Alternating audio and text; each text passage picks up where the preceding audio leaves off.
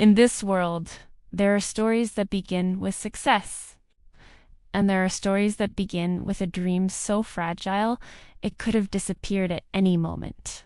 Welcome back to our channel, a place where we honor the people and companies who refuse to give up, who turned failure into fuel, and who remind us that greatness is not born, it is built.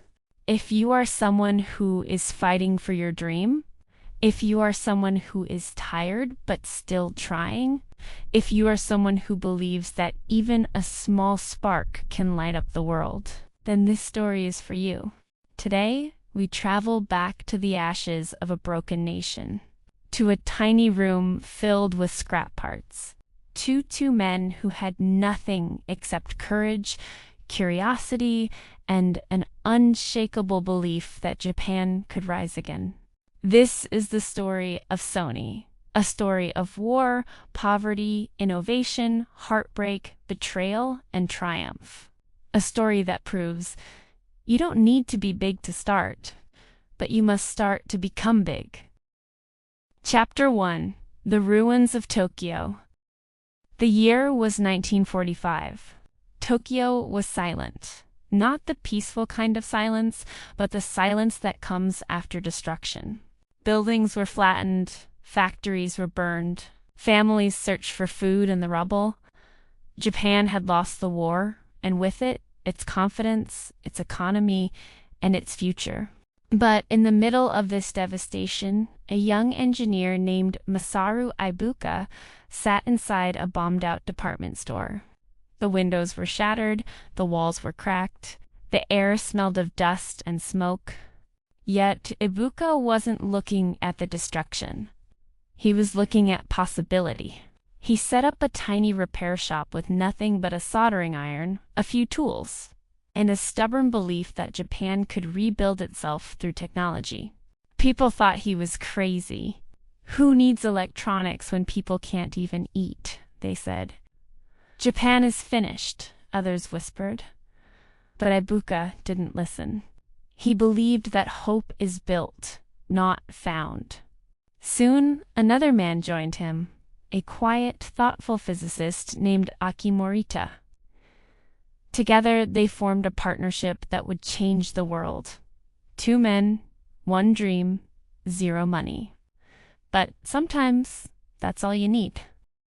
Chapter 2: The Birth of a Name. In 1946, Ibuka and Morita officially founded a small company called Tokyo Tsushin Kojo, Tokyo Telecommunications Engineering Corporation. It was a terrible name. Nobody could pronounce it. Nobody could remember it. Nobody believed in it. But Ibuka and Morita didn't care. They weren't building a brand yet, they were building a foundation. Their first products were simple: rice cookers, voltmeters, tape recorders. Most of them failed. The rice cooker burned rice. The tape recorder was too expensive. The voltmeter sold poorly. But failure didn't scare them. Failure was their teacher. They worked day and night, often sleeping in the workshop. They shared meals, shared ideas, shared frustrations, and slowly, very slowly, the world began to notice them. But they needed something more, something bold, something global, a name that could travel across oceans. They combined the Latin word sonus, sound, with the English word sunny, a slang term for a young boy full of energy. And so, SONY was born, a short name, a global name, a name that carried youth, sound, and ambition. A name that would one day echo across the world. Chapter 3: The First Big Gamble. In the early 1950s, SONY discovered a new American invention, the transistor. Most companies saw it as a toy. SONY saw it as the future. But there was a problem. Transistors were expensive, untested, and unreliable. Investing in them could destroy the company. Morita didn't hesitate. He flew to the United States, negotiated with Western Electric, and secured a license to use transistor technology, something no Japanese company had ever done. People in Japan were shocked. Why waste money on this? Japan can't compete with America. This is suicide. But Maeda believed in calculated risk. Sony built the world's first transistor radio, the TR-55. It wasn't perfect, but it was portable, something no radio had ever been before. And then came the breakthrough, the TR-63, the first truly pocket-sized radio. It became a sensation in the United States. Teenagers loved it. Travelers loved it. The world loved it. Sony had done the impossible. A tiny Japanese company had beaten American giants on their own turf.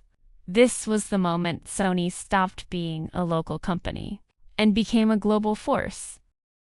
Chapter 4: The Philosophy of Sony.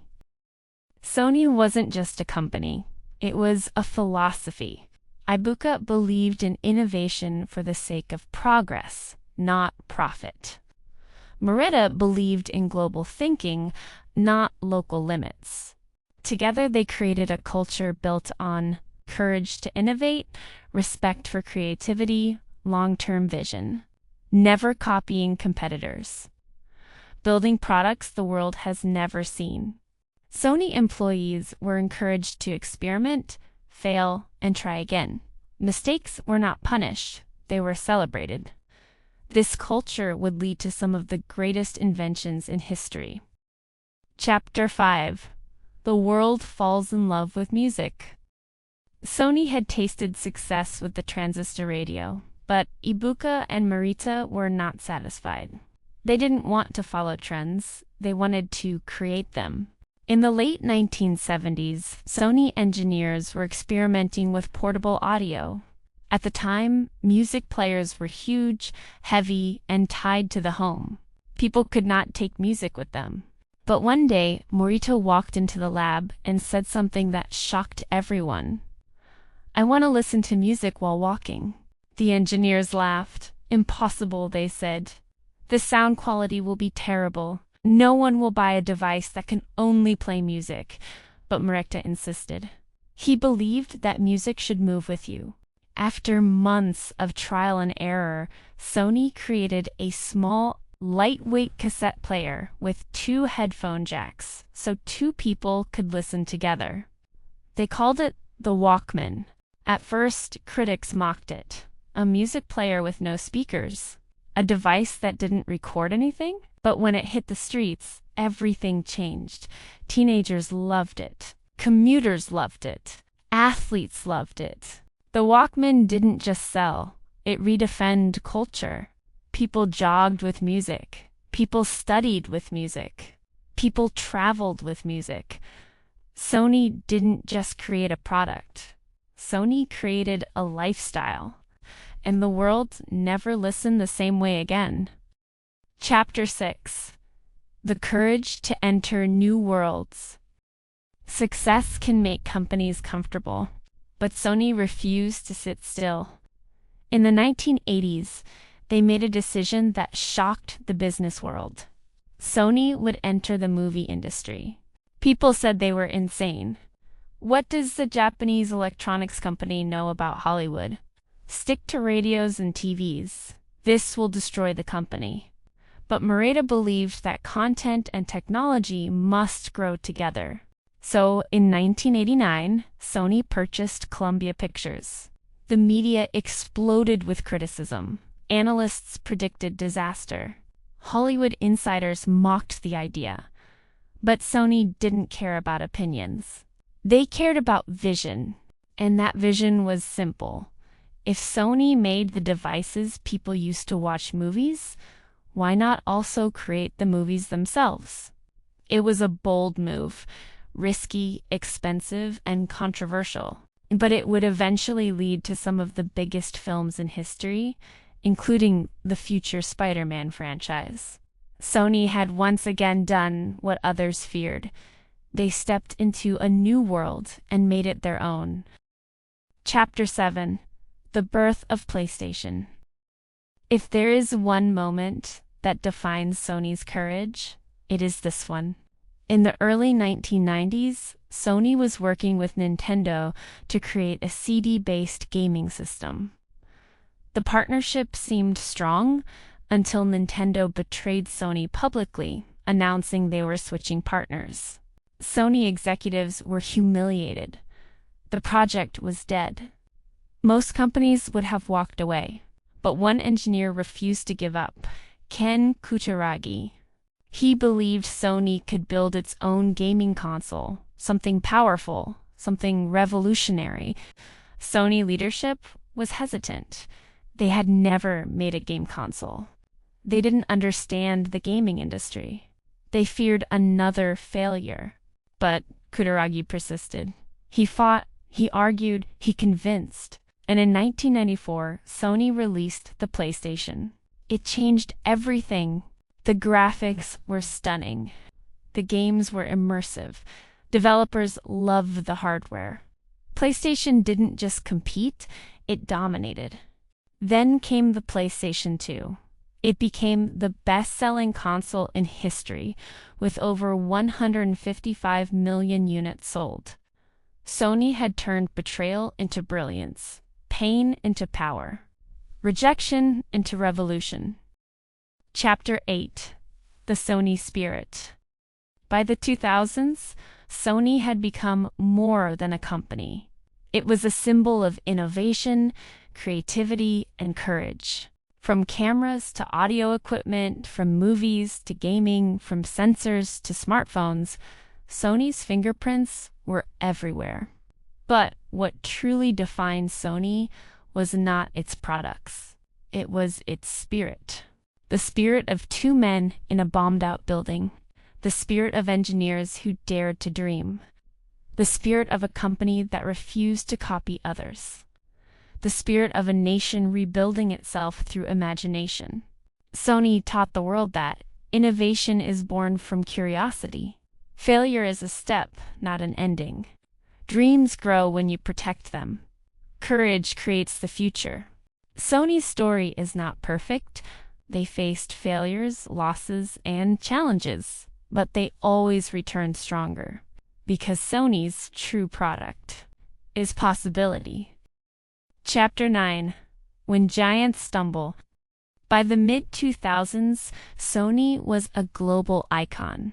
But even giants can stumble. The world was changing fast. Smartphones were rising. Digital cameras were everywhere. Music was moving online. Sony, once the king of portable music, struggled to adapt. The Walkman had changed the world, but now Apple's iPod was taking over. Sony's insistence on using its own formats, like Minidisc and a Talkac, slowed them down. Inside the company, divisions competed instead of cooperating. Electronics fought with entertainment. Hardware fought with software. Innovation slowed. The world began to whisper. Sony is losing its magic. Sony is no longer the leader. Sony is finished.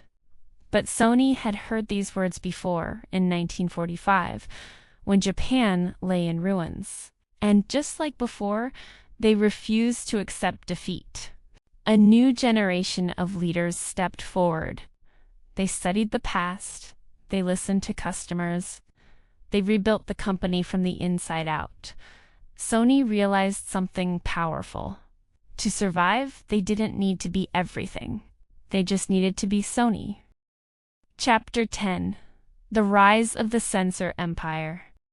While the world focused on flashy gadgets, Sony quietly built something far more important. The world's most advanced image sensors. Every smartphone needed a camera. Every camera needed a sensor. Every sensor needed precision engineering. Sony invested billions into sensor technology. They built factories, labs, and research centers. They hired the best engineers in the world. And slowly, Sony became the invisible giant behind the world's cameras. Apple uses Sony sensors. Samsung uses Sony sensors. Xiaomi, Oppo, Vivo, Google Pixel uses Sony sensors. Sony didn't just compete, they dominated. They didn't brag, they didn't shout, they simply became the quiet heartbeat of the global imaging industry. This was Sony's new superpower, being essential even when unseen. A reminder that greatness doesn't always need attention. Sometimes greatness works silently and lets the world shine through it. Chapter 11. PlayStation Strikes Again. While Sony's electronics division struggled, one part of the company kept rising: PlayStation. The PlayStation 3 had a rough start, expensive, complicated, and difficult to develop for. But Sony learned from its mistakes. Then came the PlayStation 4. Simple, powerful, developer-friendly, focused on gamers. It became a global phenomenon. Over 117 million units sold, a library of unforgettable games, a community that felt like family. And then the PlayStation 5. Despite global shortages, it became one of the fastest-selling consoles in history. Its SSD changed how games were designed. Its controller brought new levels of immersion. Its exclusives set new standards for storytelling. PlayStation wasn't just a console, it was a culture. A place where dreams became worlds, where players became heroes, where imagination became reality. Sony had once again proven that when they focus on creativity, passion, and innovation, they don't just win, they lead. Chapter 12. Reinvention, the Sony Way. Sony's comeback wasn't luck. It was reinvention. They streamlined their business, they focused on strengths, they embraced collaboration. They returned to their roots: creativity, technology, emotion. Sony cameras became the choice of filmmakers and creators worldwide. The Alpha series redefined mirrorless photography. Sony's audio products, from WH-1000XM headphones to high-resolution audio, set new standards. Their entertainment division produced global hits. Their gaming division became a cultural powerhouse. Their sensors powered the world's smartphones. Sony didn't just survive. Sony evolved. And in that evolution, they rediscovered the spirit of Ibuka and Marita, the belief that technology should move the world forward, that creativity should inspire humanity, and that dreams, no matter how small, can change everything. Chapter 13. The Legacy of Two Dreamers. Every great company has a beginning, but Sony's beginning was different, because it wasn't built on money, resources, or power. It was built on belief. Masaru Ibuka and Aki Morita were not just engineers. They were architects of hope. Ibuka believed in the power of imagination. Morita believed in the power of global thinking. Together, they created a company that didn't just make products, it made possibilities. They taught their employees to dream boldly. They taught Japan to rise again. They taught the world that innovation is not born in comfort, but in courage. Even after their passing, their spirit lives on in every Sony device. Every PlayStation game, every camera sensor, every movie, every song. Their message echoes through time. Do what has never been done. Create what has never been imagined. Sony is not just a company. Sony is a legacy of dreamers. A legacy that continues to inspire millions. Chapter 14. Sony Today. The Quiet Titan. Today, Sony stands stronger than ever, not because they're the loudest, but because they are the most consistent. They lead the world in image sensors. They dominate the gaming industry. They shape global entertainment. They empower creators with cameras and audio tools. They innovate in robotics, AI, and electric vehicles. Sony is everywhere, in your phone, in your movies, in your music, in your games, in your memories. But what makes Sony truly special is this: they never forgot who they were. They never abandoned their philosophy. They never stopped believing in creativity. They never stopped taking risks. Sony's success today is not an accident. It is the result of decades of discipline, decades of innovation, decades of courage. Sony is the quiet titan, the company that doesn't need to shout to be heard, because their work speaks for them. Chapter 15. The final message. What Sony teaches us. This is the heart of the story, the lesson behind the legacy, the message for every viewer watching your video. Sony teaches us that you can start with nothing and still change the world. You can fail repeatedly and still rise again.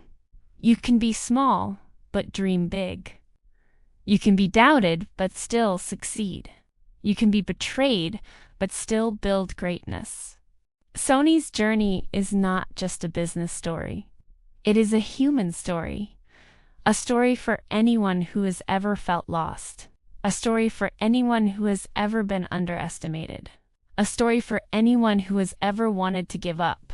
Sony reminds us that greatness is not about where you start. Greatness is about how far you're willing to go.